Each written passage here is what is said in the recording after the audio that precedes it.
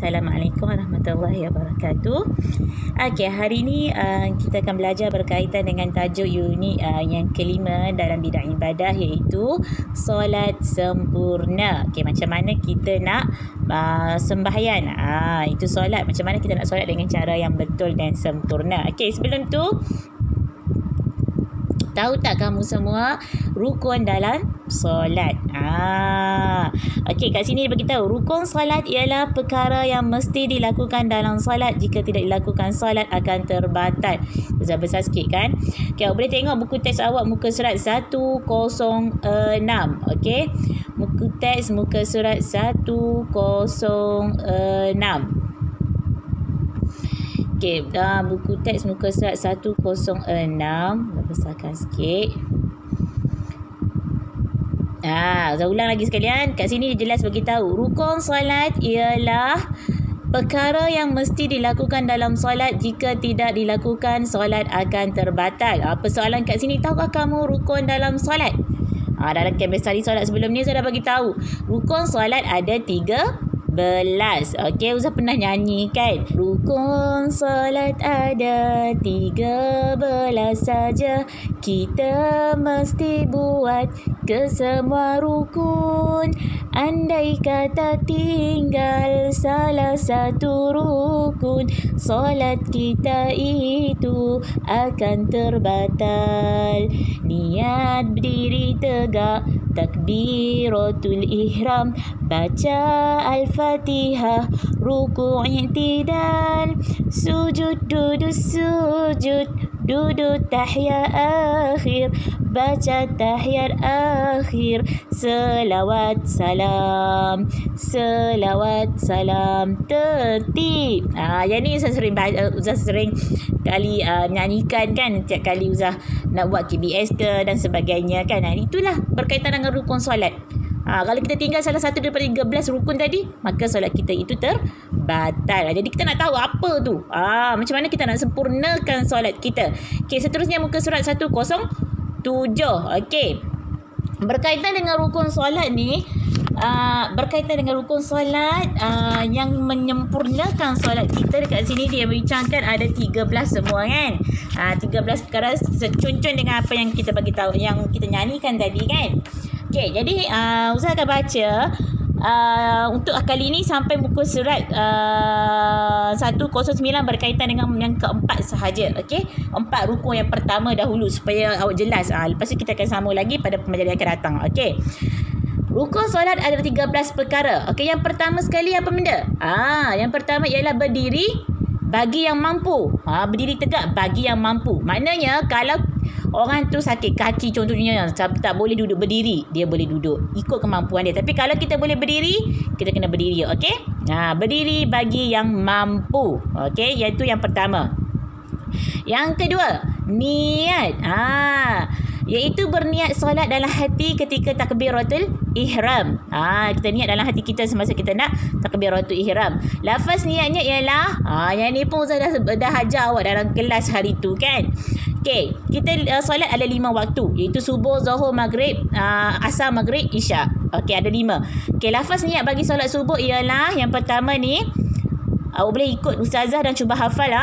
Usalli fardhas subhi rak'ataini adaan lillahi ta'ala. Solat subuh.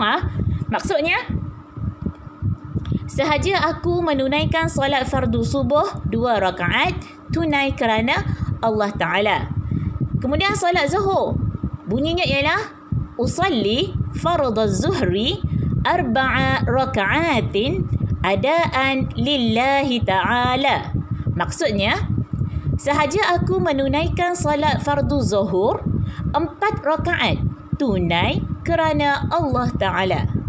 Okey, seterusnya solat yang ketiga, iaitu solat asar, yang berbunyi usalli fardhal asri 4 raka'atin adaan lillahi ta'ala.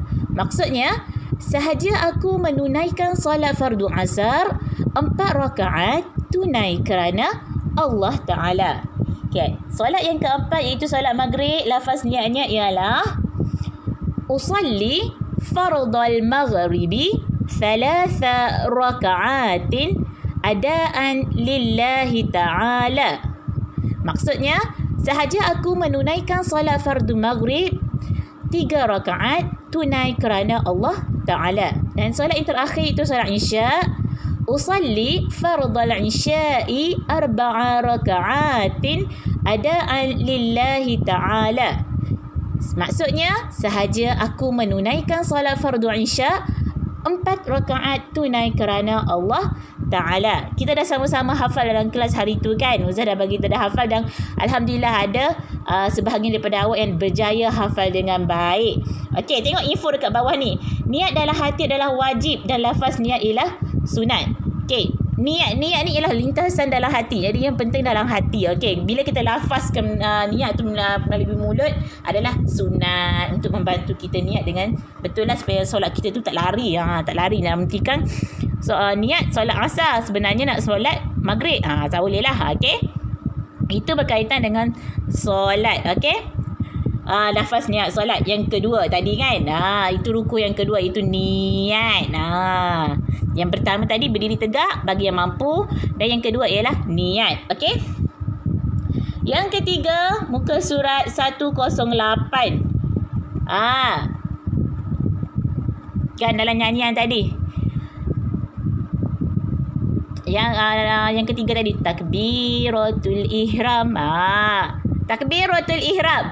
Lafaz takbiratul ihram saya bagi tahu sebelum ni ada 2 perkataan sahaja, iaitu Allahu akbar. Okey, Allahu akbar yang bermaksud Allah Maha Besar. Okey, macam mana kita nak takbiratul ihram? Ustaz ada pernah tunjuk sebelum ni. Kalau lelaki ni, awak tengok gambar ni, dia kena kangkangkan dia punya ketiak, buka ketiak dia ni. Kemudian ibu jari dia ni mesti berada di cuping telinga dia. Okey, melepasi bahu dia. Okey, buka. Ibu jari ni berada di dekat dengan cuping telinga dia. Okey. Bukan genggam tangan awak, buka tangan awak. Yang mana perempuan pula hujung jari awak tu berada di paras bahu. Bila awak letak tangan awak macam ni, seperti dalam gambar ni, hujung jari tu berada di paras bahu dan ketiak awak ni ditutup. Tak perlu buka macam lelaki ni. Itu cara kita angkat takbiratul ihram sambil sebut pakai lafaznya, iaitu Allahu Akbar. Okey, sekiranya tangan awak sakit, tak boleh nak angkat takbiratul ihram, awak angkat sebagai yang semampunya awak boleh angkat. Tapi bacaan takbiratul ihram ni awak perlu sebut, iaitu Allahu Akbar. 2 perkataan ni sahaja. Okey. Seterusnya yang keempat. Lepas takbiratul ihram dia cakap apa? Baca Al-Fatihah. Kita kena baca surah Al-Fatihah. Saya yakin dan percaya awak semua dah hafal dah surah Al-Fatihah. Kita dah baca, dah hafal dah sebelum ni. Tapi yang pentingnya kita kena sentiasa memurnikan, memperelokkan bacaan kita. Okey, kedudukan tangan kita semasa kita baca Al-Fatihah. Okey, berdiri, masih berdiri tegak. Kaki ni kita buka sikit kan, macam bentuk huruf V. Okey, tangan ni tengok tangan. Tangan ialah tangan kiri di bawah, tangan kanan di atas. Okey, yang perempuan pun sama juga. Okey. Okey, bacaan surah Al-Fatihah kita boleh baca.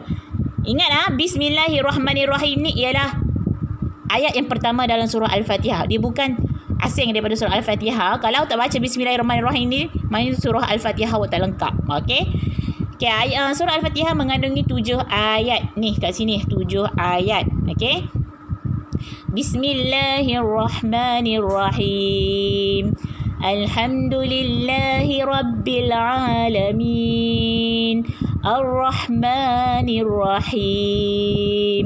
Maliki Yawmiddin.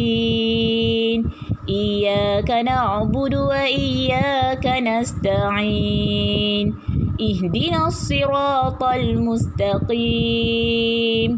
Siratal ladzina an'amta 'alaihim ghairil maghdubi 'alaihim waladdallin. Okey, itu bacaan surah Al-Fatihah. Ingat tak boleh tertinggal. Kalau tertinggal tak sah solat awak. Okey. Okey, ini maksud bacaan surah Al-Fatihah. Okey, ini ialah maksud bacaan surah Al-Fatihah. Okey, kalau Ustaz baca satu-satu ni awak tak ingat. Susah nak ingat. Ustaz suka nak ingatkan maksud surah Al-Fatihah pada anak murid Ustazah dengan menyanyikan lagu yang Hufaz Cilik, lagu tema rancangan tu lah. Suara Ustaz ni tak adalah sedap, tapi bolehlah awak dengar. Okey, untuk bacaan maksud surah Al-Fatihah. Dengan nama Allah yang Maha Pemurah lagi Maha Penyayang. Segala puji bagi Allah, Tuhan sekalian alam, Maha Pemurah lagi Maha Penyayang, yang menguasai hari pembalasan. Hanya kepadamu ya Allah kami menyembahmu, ya Allah hanya kepadamu kami mohon pertolongan. Tunjukilah kami jalan yang lurus, yaitu jalan orang-orang yang kau kurniakan nikmat kepada mereka, dan bukan jalan mereka yang dimurkai, dan bukan pula jalan mereka yang sesat. Lagu ni awak boleh google je kat YouTube ke apa ke, boleh type je, search.